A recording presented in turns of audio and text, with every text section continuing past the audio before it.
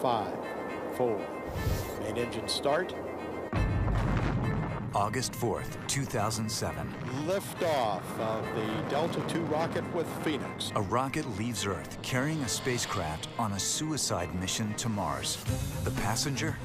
A robot geologist headed for the Martian Arctic. The hope? That Phoenix will unlock the mysteries of life on Mars. This is the inside story of its harrowing journey as it happens from the control room and from Mars itself.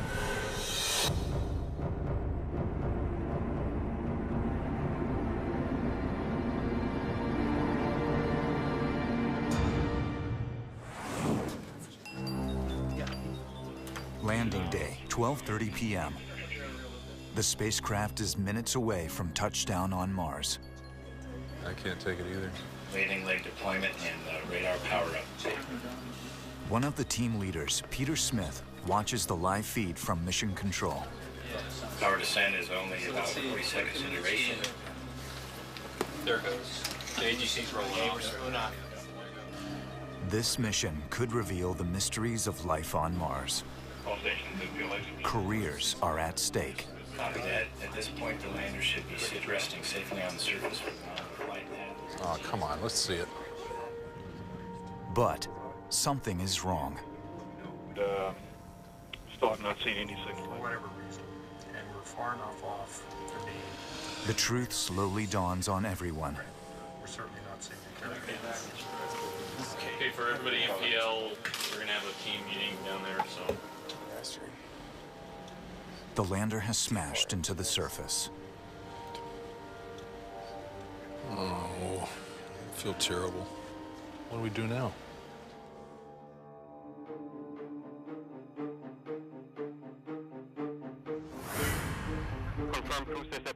9 years have passed since the Mars Polar Lander disaster.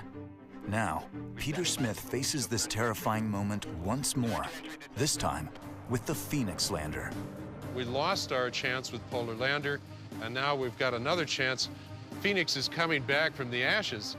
Peter Smith has taken on this crusade, determined that Phoenix will succeed where Polar Lander failed. He's staking his career on the hope that Phoenix could find signs of life on Mars.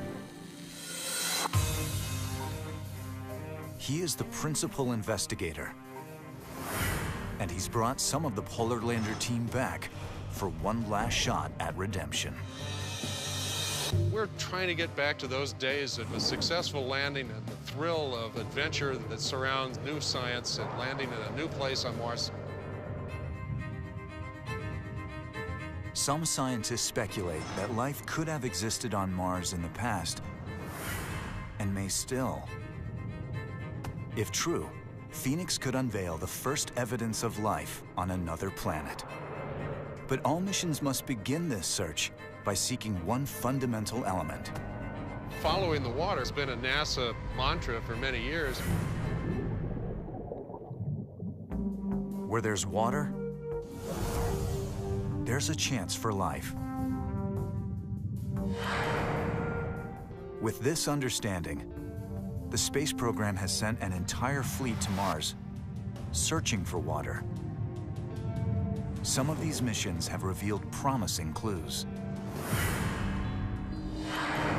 Well, life could certainly have existed on Mars in the distant past, because we know at that time there was water. We could see the remnants of old lakes. We could see the remnants of river valleys and all kinds of things that say water was here.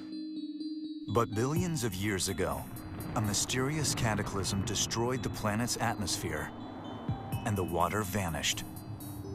What happened to it remains a mystery scientists still puzzle over. Back in 2002, the Mars Odyssey orbiter stumbled upon a chance discovery as it peered down at the planet. What it found changed the game of finding life on Mars. Odyssey's spectrometer uncovered a region with huge quantities of hydrogen under the surface, indicated by the color blue. Scientists believe this hydrogen is attached to oxygen, H2O, water, most likely in the form of subsurface ice. This map was created by an instrument on the Odyssey orbiter. In the upper 3 feet of surface, you can find regions of a water abundance that you can see in no other way because the surface is covered in soil, and that is totally unexpected. If Phoenix lands, it will provide hard evidence of water on the planet. Is this the water NASA has been looking for? Could this ice have ever harbored life? And so is the amount of ice that made this discovery so unusual. That's why we wanted to investigate it right away. And our mission was conceived at the discovery point of that ice. And now, 6.5 years later, we're following up on that discovery. Phoenix is a robot geologist equipped to identify water on Mars. The mission is groundbreaking. Phoenix will dig beneath the surface, analyze the ice and soil, and search for evidence of life. If successful, Phoenix could shift our understanding of life itself. The mission is monumental. The personal and professional stakes are huge. Sending a mission to Mars once more is important not just for science, but also for the team's redemption. If the first one failed, you really want that second one to succeed because the amount of blood, sweat, and tears is so daunting that you just never want to have to go through that a third time. My God, I don't think anybody could do it. So a huge success would vindicate all those years leading to Polar Lander. Mars Polar Lander is not the only wreckage on the Red Planet. Over half of all attempts to land on Mars have ended in failure. Landing on Mars is so risky. You really need a payoff to balance that risk. Phoenix advances the search for life by a very large step forward. Will Phoenix make it to Mars? The search for life is on the line. I feel like my heart's on the spacecraft. We're just ready for the excitement to start. Atmospheric entry on my mark. This is a day we will never forget. 3, 2, 1. Mars is a frozen, hostile wasteland. Dust storms rage across the planet. Temperatures plummet 250 degrees below freezing. It seems an unlikely place for water, let alone life. But could the basic elements of life exist here, even in this merciless environment? Phoenix is on its way to find out. If you consider Mars an extreme environment, then the question is that extreme environment inhabited? Was there any life on Mars that could evolve to that extreme environment? To inform the search for life on other planets, scientists observe how life adapts to the harshest regions on Earth. In frozen tundra, in the driest deserts, one can still find tough little organisms called extremophiles.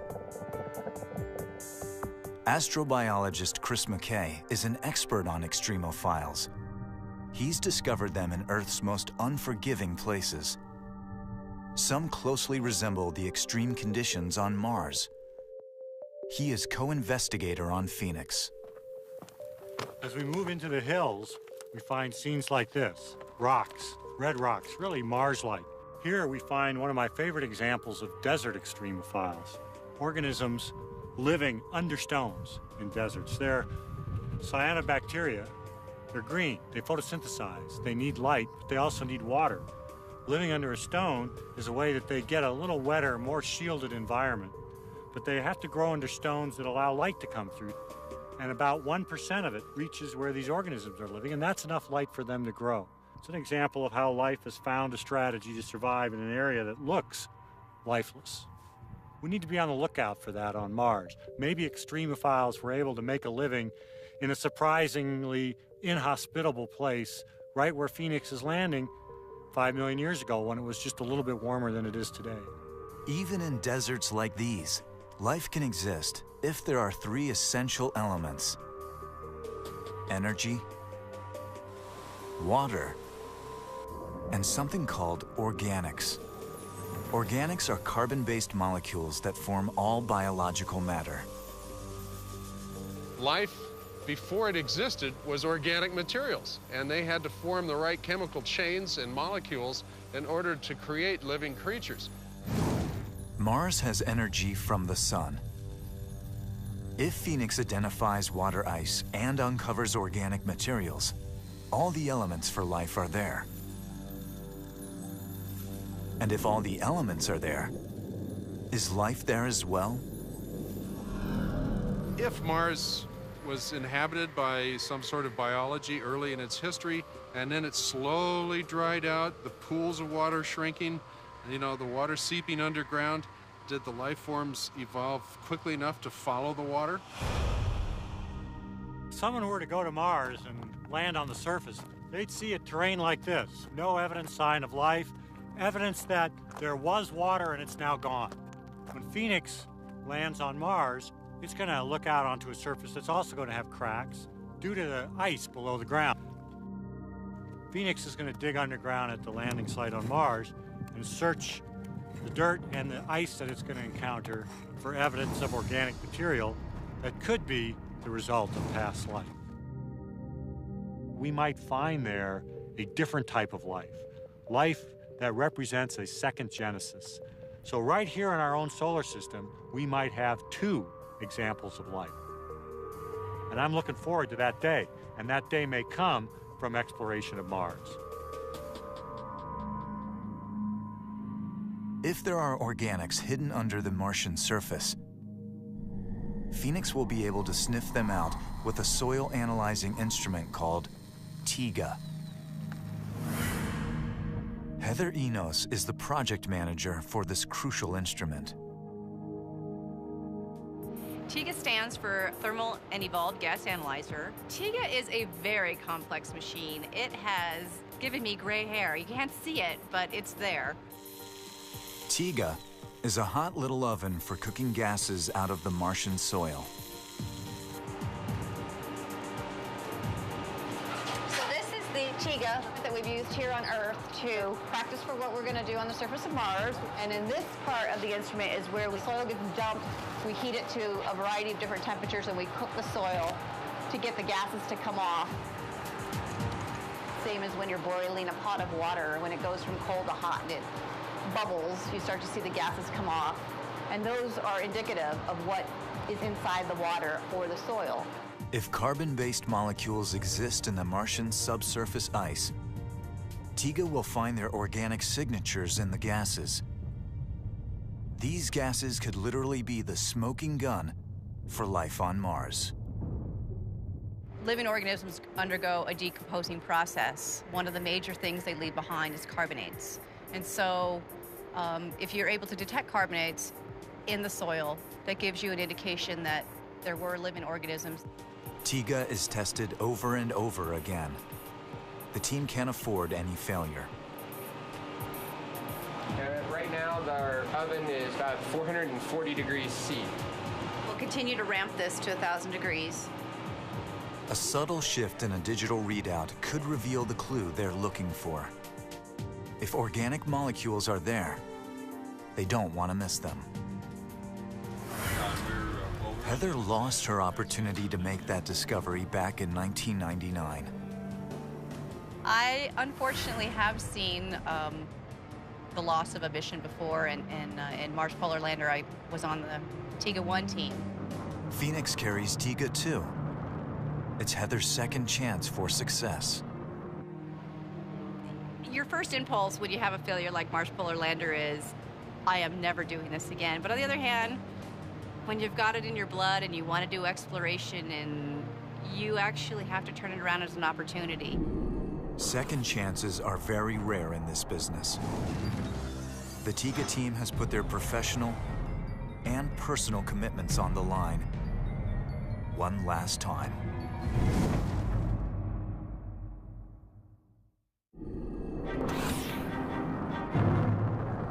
It all boils down to 7 minutes of terror.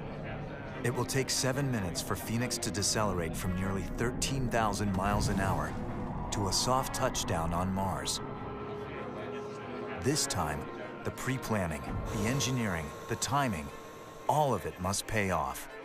The 7-minute sequence is called EDL, for entry, descent, and landing. And it must be perfect.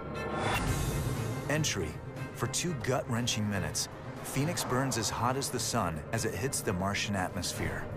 Descent, a parachute deploys and breaks Phoenix's velocity to 150 miles an hour. Landing, rocket thrusters fire, bringing Phoenix to a soft touchdown. At some point in this sequence, the earlier Mars Polar Lander failed and crashed. If Peter Smith and his team don't find out why, Phoenix just might meet the same fate. As the principal investigator, you take ultimate responsibility for every part. If we have anything to prove, it's that old technology that goes back 15 years is still able to do its task. This time around, the engineers had to comb through the sequence of events that led to the loss of the Mars Polar Lander. They had to find and exorcise the ghosts in the machine. Any overlooked flaw could come back to haunt them. The technological conscience of this effort is the Jet Propulsion Laboratory's chief engineer, Gentry Lee. Success for Phoenix depends on staring the Polar Lander failure in the face and learning from those mistakes. From the very beginning, everyone associated with Phoenix has realized that this is a crapshoot. And Phoenix became a real project. The first thing that I did was I walked into the director's office and I said, okay, if we want to have a reasonable probability of success, we have to do analysis of approach, entry, descent, and landing like it's never been done before. Otherwise, we are not going to succeed. There is reason to worry. The Phoenix project cost $457 million. That's a lot, but nothing compared to the billions of dollars most Mars missions cost. To fly on this small budget, the Phoenix team must recycle an older, canceled vessel based on the same design as the failed Mars Polar Lander. It was like saying, okay, I want to build a car. I can't afford to build a brand new car, so I'm going to go first to the parts place and see if I can find some things that I can make into a spacecraft. This Phoenix must rise, not from the ashes, but from a pile of spare parts and discarded hardware. The key to flying a mission like Phoenix is to understand what you've got. So what we have had to do is meticulously go through and list all the bad things that can happen, and one by one, try to hammer them down to naught. Engineers know the EDL sequence is where Mars Polar Lander went horribly wrong. They investigate all the possible culprits, the radar, the parachute, and the thrusters.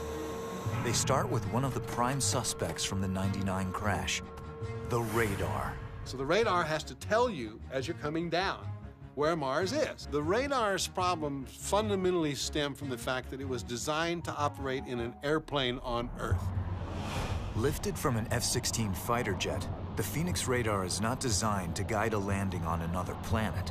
Mars conditions differ greatly from those on Earth, which could lead the radar to produce false readings.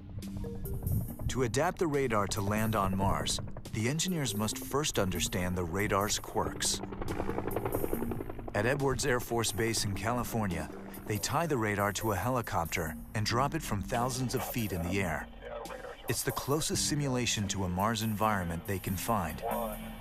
But the tests reveal some quirkiness with the radar. Sometimes it would lock onto the wrong thing. This particular radar was derived from an airplane radar. An airplane radar wasn't used to having to distinguish between one or more objects. So when the heat shield goes off, it's possible that the radar can see the heat shield. And that could confuse it. Whock! You smash down the ground. Sending this radar as is to Mars is not an option. If it doesn't do exactly what you want it to, knowing what it's going to do, you can work around it and figure out a way to make it work. The solution?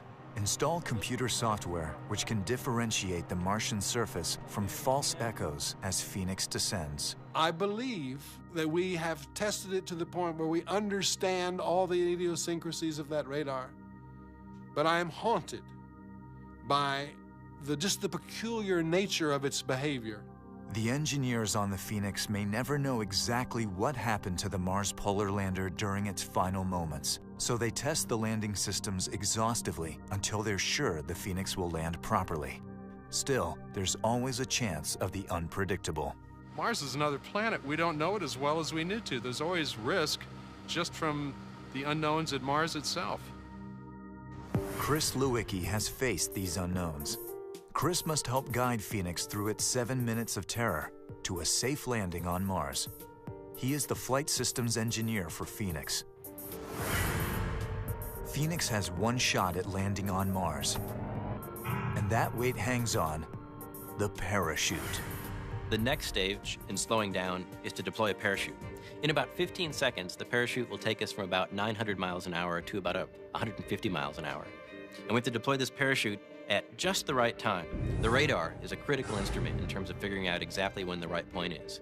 It's kind of like a skydiver's meter. You've got to pick just the right spot to pull that cord. The radar must detect the correct altitude from the Martian surface and tell Phoenix when to release the parachute. All kinds of terrible things could happen. It really is just a fabric and it's just cord like a parachute here on Earth. Like the radar, the engineers can't tell exactly how the parachute will work in the Martian atmosphere. They're not exactly like they'll happen on Mars, but they really give us a lot of insight into how these very complex, large, ungainly things will perform when we actually take them to Mars. The parachute drop test results aren't promising. This lander actually couldn't take the force that this parachute could put on it. The jerk that it gets when it deploys is enough to potentially rip it right out. It could have been a polar lander experience all over again. To prevent such an encore, the engineers develop a surprisingly simple solution. And ultimately, one of the decisions that we made was to shrink the parachute just a little bit so that we get just a little bit less of a tug on it. As the engineers solve problems, more emerge. Phoenix must land using outdated pulse mode thrusters. The challenge is taking these 12 pulse thrusters from several hundred feet up in the air, going 100 miles an hour or more, to just a really slow speed so that we can kind of gracefully come down and plant the landing. Much easier said than done. And there's another thing. Pulse mode thrusters have never been used to successfully land on Mars. Mars Polar Lander used this pulse mode technology to try and land on Mars, and it was one of the things we were kind of worried about. In 1976, the Viking lander touched down on Mars using throttle thrusters, which employ a steady stream of fuel. These continuous thrusters succeeded.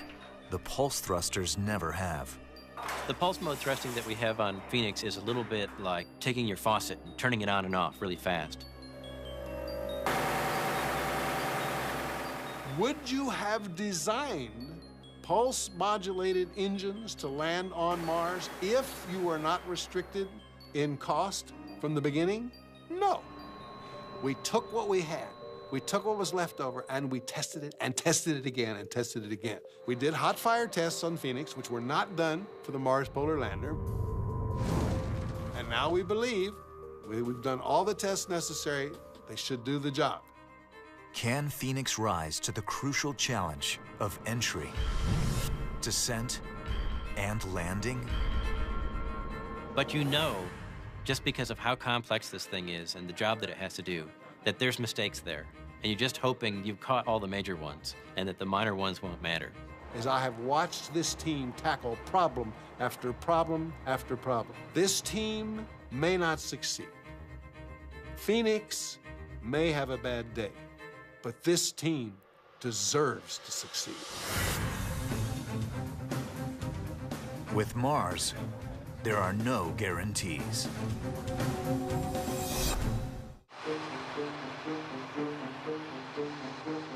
The engineers are under the gun. To give Phoenix a shot at safe landing, they've worked out problems with old technology. Now time is the issue, as the launch date quickly approaches. The new challenge is to put Phoenix on a rocket and launch on time. Getting ready for launch is always a race, and it's a race against yourself, a race against time. Launch dates can make or break missions to the Red Planet. Earth and Mars orbits align only once every 2 years. And if you miss that launch date, your mission is over just because the opportunities are so few and far between. Heather Enos and her team feel the pressure more than anyone. We were in our final testing, and the TIGA just wouldn't cooperate and wouldn't work. It put us pretty far behind. The heart of the science mission rides on her instrument. It's designed to sniff out water and the signs of life. Phoenix can't fly without it. It was very stressful. I mean, the team was working, 7 days a week, 16, 17-hour days. We made it, but we literally were the last payload on the spacecraft. Under strict military security, an Air Force Globemaster airlifts the completed Phoenix from Lockheed Martin in Colorado to the launch pad at Cape Canaveral, Florida. It arrives just in time for launch. Phoenix is bolted to the Delta II rocket and set for liftoff. And then, a bad omen. As storms build over the Florida Panhandle, lightning strikes the launch pad.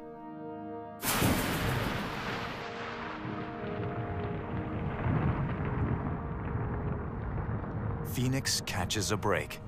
There's no harm done. NASA gives the final go-ahead just before dawn on August 4th, 2007. T-minus 10, 9, 8, 7, 6, 5, 4. Main engine start, 2, 1, 0, and liftoff of the Delta II rocket with Phoenix, a distant science outpost seeking clues of the evolution at the polar region of Mars. Watching the launch of Phoenix was very, very emotional. Surprisingly, I started crying during the launch. I mean, as soon as it hit the sky and it was on its way, I think it was really feeling like, okay, we're finally on our way, as well as I'm letting it go feeling. So I actually was very emotional. It went early in the morning. The sun wasn't up yet. In the nighttime launch, it lights up the sky like a sun rising. It felt so important to get our spacecraft properly off the Earth and get it moving towards Mars. You ask yourself when you launch this thing and when you send it to Mars, and you're like, I hope I didn't forget anything. I hope I didn't forget to tighten that screw. I hope I didn't forget to put that piece in the software. The engineers have done everything they can to get Phoenix safely to Mars. During the spacecraft's 10-month journey through space, the science team prepares for the real work of the Phoenix mission, the quest for life on the red planet. We have a big stake in this mission, the possibility that habitable zones exist and maybe they're populated. All of these things rest on our one chance here to explore the polar regions. There's no doubt if the Phoenix mission successfully detects organic signatures of any sort, it will most definitely be one of the hottest scientific debates for decades to come. Up till now, the focus has been on landing Phoenix safely. But once it's on the surface, a whole new set of technical challenges begins. To operate a very complicated arm from tens of millions of miles away is a very difficult task. On the Earth, when we talk about robotics, we usually mean joysticking, where you can see what the rover sees and you can steer it. When you're on Mars, the joystick idea doesn't work, because when you send a command to the robot on Mars, it takes 15 minutes to an hour to get there. All commands sent 50 million miles away must be carefully planned. How will Phoenix respond and work with the instructions it receives from Earth? To cut out the guesswork, the team has built an exact replica of the Phoenix. All the commands are tested here first at the University of Arizona. It's a safeguard designed to head off disaster on Mars. Okay, this spacecraft is a bold adventurer, actually. This spacecraft is doing what I always wanted to do when I was a child, and that is fly to Mars. In order for our science team and for our operations team to be able to feel comfortable operating our spacecraft, which is now on the way to Mars, they have to have done all of their procedures before in a test bed. So everything we're going to do on Mars, we do here first. This spacecraft has all the senses that a human being has, and it's going to be our eyes, our ears, our nose and mouth, so forth on Mars. What we have is like the human. We have an arm that can reach out and grab things. It can feel the surface. The arm is being watched by our set of eyes here. This is this camera. I know the whole thing doesn't look human, but it acts human. This unit over here, the TIGA instrument, is kind of like an electronic nose. Like you might crush leaves from a plant to get a good sniff. It actually heats it, and then it can smell the vapors coming up. And over here is our weather sensor, and it can understand what the environment is like. So we sense and feel the environment on Mars just like a human would. And even though you and I can't go there, we can send this robot there to tell us exactly what it's like. But it's all theory until Phoenix faces the reality of Mars. If we land safe and we're never able to figure out how to get the arm to bring a sample and put it in the camera, we'll be laughed at. We'll be on Jay Leno. Landing day. Well, one thing we know from the orbital. After 10 months in space, Phoenix is just hours away from its encounter with Mars. I am actually really scared. In Tucson, Heather Enos heads to the University of Arizona. She's faced this day before. I was on the Mars Polar Lander team in 1999. I was at the University of Arizona listening live for the feed of a positive confirmation of a landing, and we never got it. That was probably one of the worst days of my life, and I certainly wouldn't want to repeat it.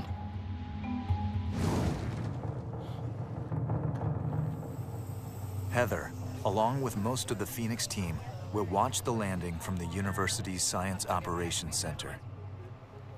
I've kind of gone full circle today. I'm scared.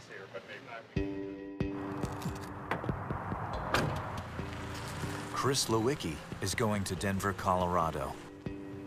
He'll be watching the landing with the team at Lockheed Martin, where the Phoenix was built. There's nothing like entry, descent, and landing. Probably go through some feelings of anxiety and worry, you know, where you think you might die while we're going through EDL.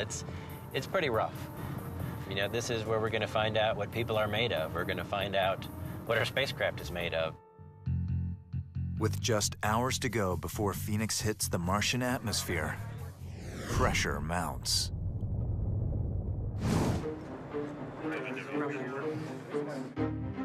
We sent the last commands to the spacecraft this morning, set in the final configuration and everything for entry, descent, and landing, and it's on its own.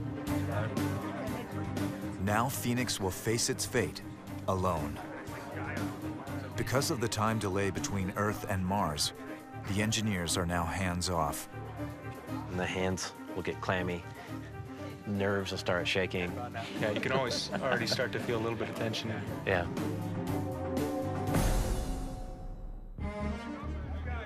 Chief Engineer Gentry Lee is 1,000 miles away at the Center of Operations at NASA's Jet Propulsion Lab in Pasadena, California.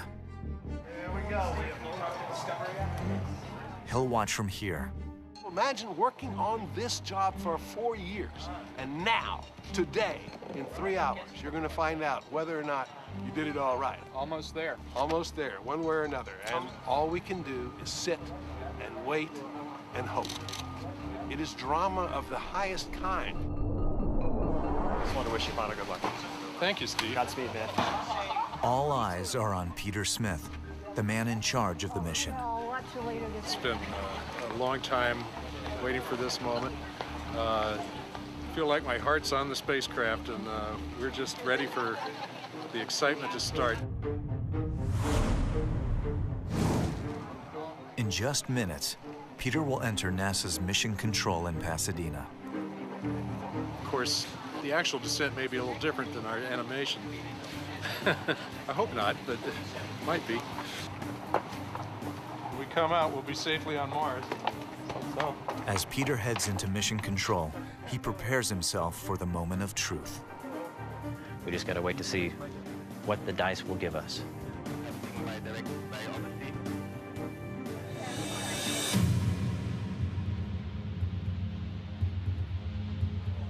Hello, how are you? All the teams in Tucson and Denver watch with Peter via satellite as data comes back from Mars. We're getting very close to entry. Atmospheric entry on my mark. 5, 4, 3, 2, 1. We are in the 7 minutes terror right now. So we have now entered the atmosphere and are starting to slow down. As the atmosphere gets thicker and thicker, the heat shield will get hotter and hotter. It's basically on fire.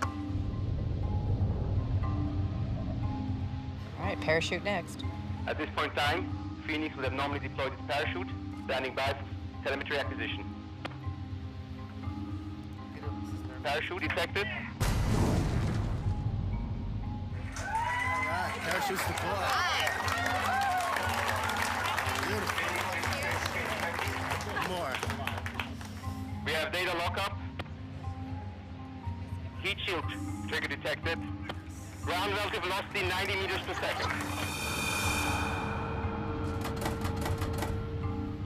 It's getting exciting.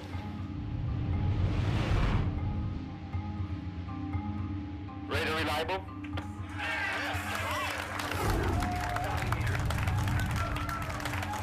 Altitude convergence detected.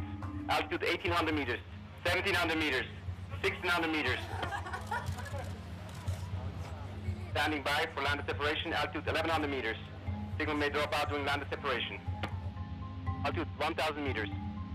The separation detected.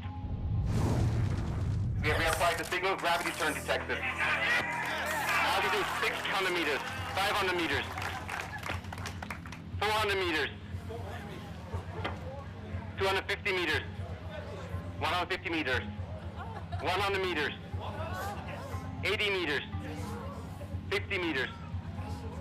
Constant velocity phase detected. Altitude 40 meters, 30 meters, 27 meters, 20 meters, 50 meters, standing by for touchdown.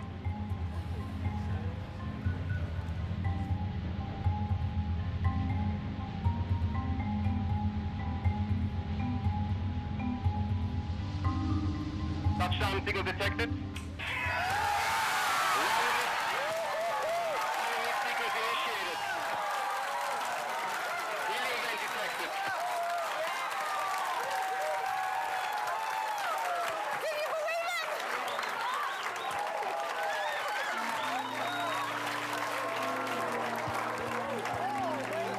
We're there. We're actually landed and we're safe. Everything went off without a hitch. It was. I don't think it could have gone better. Yeah. And I'm thrilled. I'm really, really, really excited. Just perfect. Just perfect. Well, I feel on top of the world. Peter is on his way to the press conference to announce the good news to the world. It was flawless. Did you see that, Steve? Did you guys see it? Did you see it? Unbelievable. Wow. Fabulous. Tell us your goal for the Phoenix now. Get some pictures back. We want to see Mars. Phoenix has landed, but did it survive with all systems intact? Deploying the solar arrays, deploying the payloads, taking the first images, that'll be the next exciting saga in the story. Phoenix is not out of the woods yet. Phoenix is on the surface of Mars, but it's not safe yet. The Martian Arctic could freeze the robot. We're going to go down and confirm that the spacecraft is ready to survive safely through the night and that we can support science operations tomorrow. So we've got a big night ahead of us. Its solar panels must unfold to power and heat the machine. It's up to Chris to make sure the power turns on. I will be a person, if you're looking around the room, who does not yet look relieved, because there's still a lot of things that have to happen. We have to deploy solar arrays so that we don't die the first night. The team eagerly waits for the next transmission from Mars. That means 7 minutes from now, we will start receiving our first downlink from the surface. They brace themselves for the worst. Chris has prepared an emergency protocol in case things go horribly wrong. But if Phoenix receives power, its instruments should work, and images will tell the story.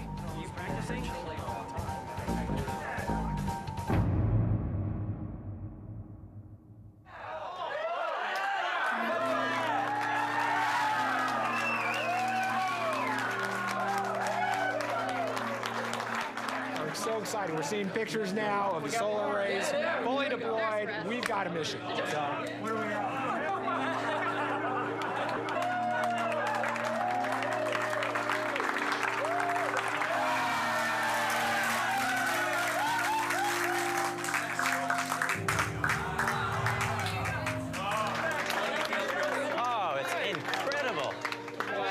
Supposed to happen. Both solar arrays are latched, our batteries are fully charged. It's just plain, it's plain perfect, isn't it? It's just plain perfect. Welcome to Mars. And as for those emergency protocols... And as you can see from the images, these procedures are clearly not necessary. So now we're going to rip them. Maybe we'll take them out in the parking lot and burn them. Put some muscle in the tin. Ah, yeah. Does it feel good? Yes. Yeah, keep going, guys. There, PI 1216. Right there. There's a good one. Oh, yeah. Just as satisfying. Burn it. Congratulations. Phoenix has survived the landing and now joins the operational fleet of spacecraft exploring Mars. The Mars Reconnaissance Orbiter passes overhead and captures this historic photograph of Phoenix landing on the red planet. Safely on the surface, the Phoenix camera documents its triumphant touchdown. And the first images ever from the surface of the Martian Arctic. As the photos from Mars fascinate the world, Peter returns home to the University of Arizona. It doesn't get better than this. And this is such a fulfilling feeling after 6 years of thinking about this project. I'm able to head home to the Operations Center, symbolically bringing the keys to the spacecraft with me so that our science team can now start their science mission. If we can actually find some organic materials and believe they're from Mars, that's going to change everything. You watch.